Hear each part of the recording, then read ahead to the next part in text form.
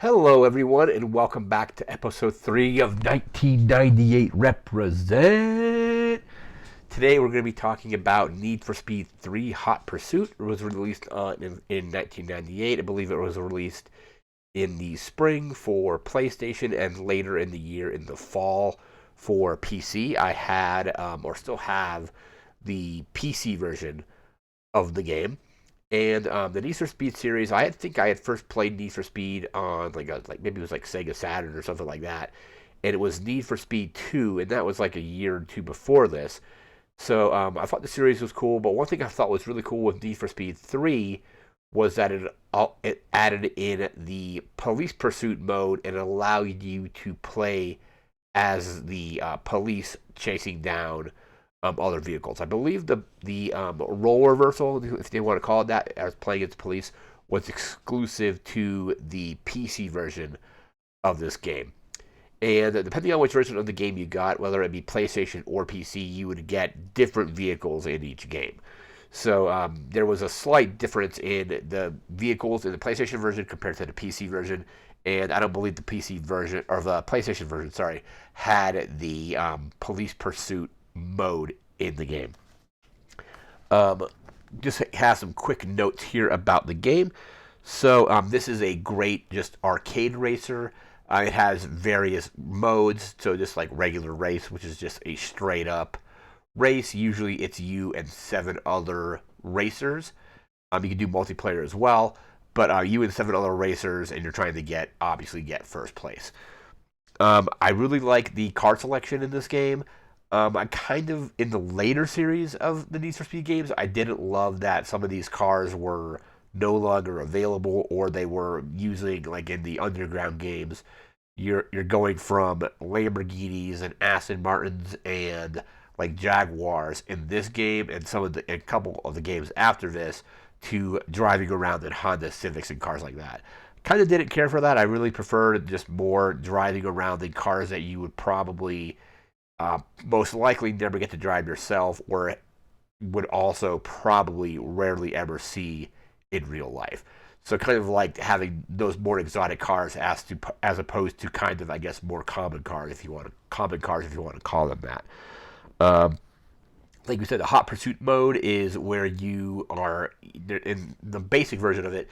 It's you and one other racer. You are basically attempting to complete 2 laps without getting 3 tickets. If you get 3 tickets, you're basically out, and you then are racing against one other racer. In the hot pursuit mode, where you're playing as police, you're going to try to ticket all the other cars on that track. You can lay down spike strips, which I thought was really cool. So you can basically get in front of a vehicle and then drop a spike strip to basically shred its tires.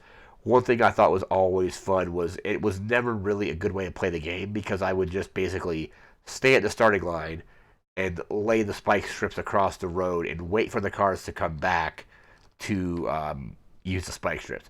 Not the best way to do it, but it was definitely a very kind of like fun thing to see if it would actually work. And it did work a little bit. It wasn't going to work to where you're going to get all the cars, but you could take out like 1 or 2 that way, which is pretty cool.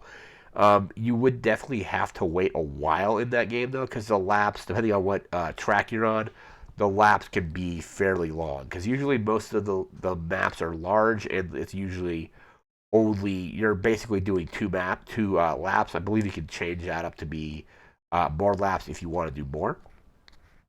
Um, Remember, I picked this up in the fall of 1998, and that same year I had a computer programming class, and I remember bringing this in, and we installed it on a bunch of the computer lab computers to basically just do like a LAN party with it. Um, I don't think the school wanted us to be installing just stuff like this on the computer, so what they did, or what they thought they did, was disable access to the CD-ROM drives. They did this by, if you went into my computer, it would just show you what they wanted you to see. The CD drive was there but not listed; it wasn't visible. So myself and a couple other classmates figured out, if you went to the desktop. I think this is Windows 95 at the time, because I think 98 just came out, and I don't know if the school upgraded right away. So it was probably 95. But you would go to the desktop, create a shortcut to the D drive, just a straight up shortcut to D, like colon enter, and then you would put your disk in there, and it would give you access to the CD-ROM that way. So we were able to install this, and then do like I think we did like a local. It was they were all networked, so we were able to do a like a LAN party with this. I remember in that same computer lab and like between classes or like before class, sometimes even during class, if we were caught up, we would play obviously Need for Speed. We would play Quake 2, and then StarCraft 2 is also installed on those computers. So that was a lot of fun just doing this. Like between class or like I said, even like during class when you were done, we would just start doing a couple races in Need for Speed. Modes in this game were generally just like straight up racing. There was normal race, which is just what it sounds like. There was knockout, where you would last place would always get eliminated, and then there was a tournament mode where you would just get points, based on your placements, kind of like a lot of other like Mario Kart does it, to where like if you get first place, you get more points. You get second place, you get a little bit less. Third place, you get less than that, and so on.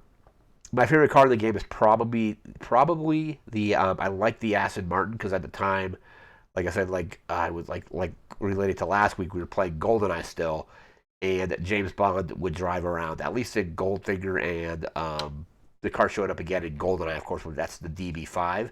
In Need for Speed, you would have the DB7. It's one of my favorite cars in the game. Going to take a quick look here. Just going to bring this up. The list of cars in the PC version of the game.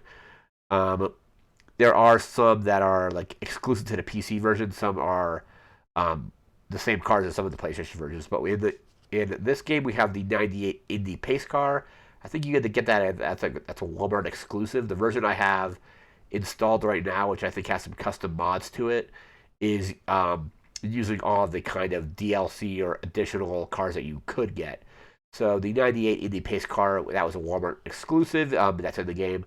The Aston Martin DB7, which we mentioned already. There's the Chevrolet Corvette, the El Nino. I think there's a car they made up specifically for the game. We have the Ferrari, I think it's a 355. Yeah, 355 F1 Spider. The Ferrari 456 MGT. That's an add-on, I believe. The Ferrari 550 Maranello, I think I pronounced that correctly. There's the Ford Falcon GT. I think that was released in the Australian release. It's in the version I'm playing currently, though. There's the HSV VT GTS, which was available in the Australian release. There's the Italian design Tringhera. Not sure if I'm pronouncing that correctly. The Jaguar XJR 16. We have that is a tournament car. Jaguar XKB. The Jaguar XKR. We have the Lamborghini Countach, the Lamborghini Diablo, the SV, the Lister Storm, the Mercedes-Benz CLK GTR, the Mercedes-Benz SL600, and the Spectre R42. And then the police vehicles that you can actually get, we have the Pursuit Corvette, the Pursuit Diablo, which I think you had to unlock, and then there was a Pursuit El Nino, which I think you had to, which was also an unlockable car. I was going to try to get gameplay video for this video.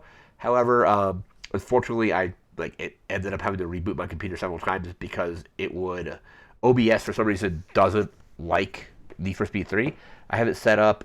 It does weird stuff when you try to do game capture. It's kind of weird because I think it's just like the mods don't like OBS very much, because when you're in the menu is one resolution, but the game is a different resolution. And then between races, it would just crash OBS, and then also, by extension of that, would make Windows unresponsive as well. So I tried that several times. I tried it with display capture, and it does the same thing. So unfortunately, I won't have gameplay for this video. If I could figure out how to get it to work without it crashing, I might do a separate video with gameplay. But as of right now, it looks like it just keeps crashing and crashing, unfortunately. But Need for Speed 3, one of my favorite racing games from that year. I have some good memories just playing that in my computer lab, playing it at home, doing multiplayer both in the computer lab and at home. At home was weird because you would actually have to dial into your friend's modem. You had to basically just call, and have it connect that way. Internet gaming back then, it was definitely a little more advanced or a little more tricky than it is now to like just get connected. You could either do like a TCP connection, that was one of them. You could do like a local, like obviously like if you have like the computers connected, I think there's like serial connection, you could do that. But a few more steps involved in getting online, at least back then. But that's going to do it for this video. Remember to like, comment, share, and subscribe. We'll be back again pretty soon with another video for 1998 Represent. Thanks again for watching. Take care and have a good one.